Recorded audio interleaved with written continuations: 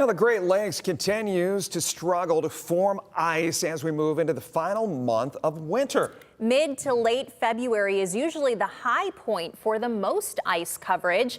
Meteorologist Matt Willoughby breaks down the impacts this could have on the future.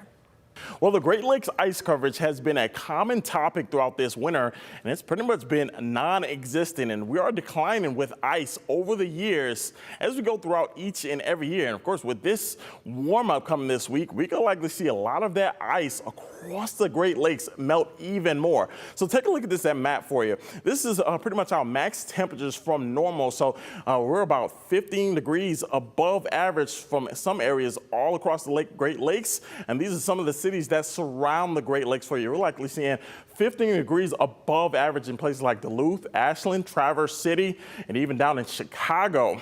Along Lake Michigan, 22 degrees above average from that max normal. So all across the Great Lakes, you're seeing warmer conditions and of course warmer lakes out there as well. So take you through some of those Lake Erie ice covers. 0% of ice coverage across Lake Erie.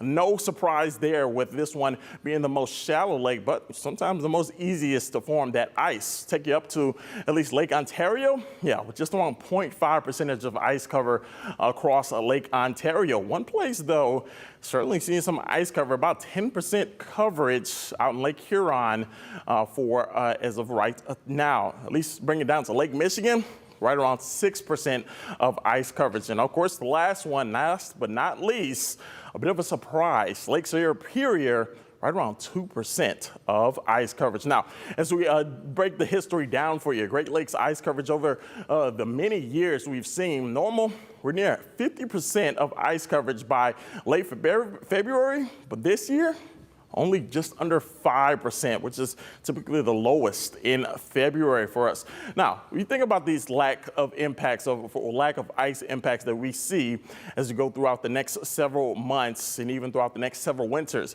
Now, as we continue to see Great Lake ice impacts like this, we can see more coastal erosion form and just kind of eating away at some of those coastlines along the Great Lakes. But think about this as well, less ice fishing. So with the lack of ice fishing also will become a factor. And if you think about it, the lack of ice also causes warmer lakes and more lake effect snow that could cause problems for those coastal areas near the lakes. So that would definitely be something that we'll have to watch out for many winters to come as we go throughout Northwest Ohio and across the Great Lakes. Reporting in studio, I'm meteorologist Matt Willoughby for WTOL 11.